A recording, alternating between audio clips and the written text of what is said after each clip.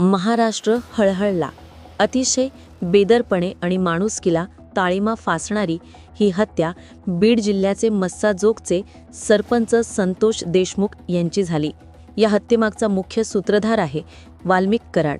आणि वाल्मिक कराड आणि धनंजय मुंडे यांचे आर्थिक हितसंबंध असल्यामुळे धनंजय मुंडे यांना देखील मंत्रिपदाचा राजीनामा द्यावा लागला. मात्र या हत्येला 2-3 महिने जरी पूर्ण झाले तरी त्यातला एक आरोपी गायब होता, कृष्णा आंधळे.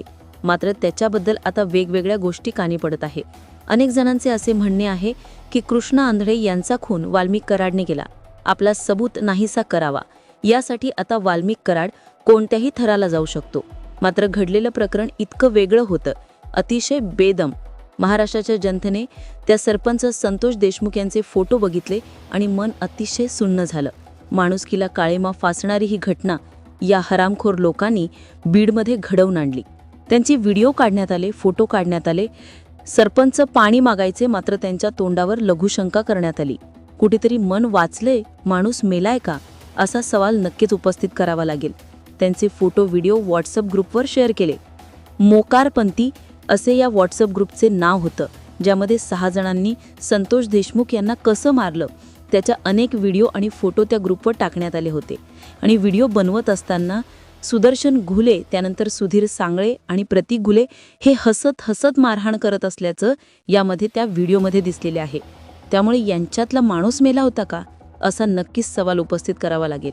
मात्र महाराष्ट्राच्या जनतेची आता एकच आस आहे, या सगळ्या हरामखोर विकृतीला ठेचून ठेचून मारलं पाहिजे. यांची देखील अशीच अवस्था केली पाहिजे. मात्र धनंजय मुंडे म्हणतायत, स्वर्गवासी संतोष देशमुख यांच्या मारेकऱ्यांना फाशीच झाली पाहिजे. मारेकरी किंवा कोणी जवळचे सूत्रधार कोणाच्याही जवळचे असले तरी समर्थन नाही. त्यामुळे वाल्मिक कराडचा आता सुपडा साफ झाला पाहिजे. महाराष्ट्राच्या जनतेने ठरवलेले आहे, त्या वाल्मिक कराडची जीभ कापली पाहिजे, त्याचे हातपाय तोडले पाहिजे, त्याला नग्न करून मारलं पाहिजे. कारण या सगळ्यांच्या गोष्टीमागे वाल्मिक कराड आहे. मात्र वाल्मिक कराडने का हा खून केला? कारण त्याला माहिती होतं, उद्या काही मॅटर झालं, कोणतीही गोष्ट झाली तरी दाबायला धनंजय मुंडे आहे. पण त्याच मुंडे यांचा खेळ खल्लास झाला, कारण अखेर आता राजीनामा द्यावा लागला होता. सुप्रिया सुळे यांनी याबद्दल वक्तव्य करताना महत्त्वाची माहिती दिली. संतोष देशमुख यांच्या हत्येदरम्यान विष्णू चाटे, सुदर्शन चौगुले यांनी वाल्मिक कराडला व्हिडिओ कॉल केला होता. तो कॉल संपल्यानंतर वाल्मिक कराड यांनी धनंजय मुंडे यांना फोन केला. धनंजय मुंडे आणि वाल्मिक कराड हे एकमेकांच्या संपर्कात होते. त्यामुळे घडलेल्या गोष्टीची सगळी हकीकत ही धनंजय मुंडे यांना पहिल्यापासून माहिती होती. कारण पंकजा मुंडेंनी देखील भर सभेत सांगितलं होतं, ज्यांच्याशिवाय धनंजय मुंडे यांचा पत्तासुद्धा हलत नाही, असा वाल्मिक कराड.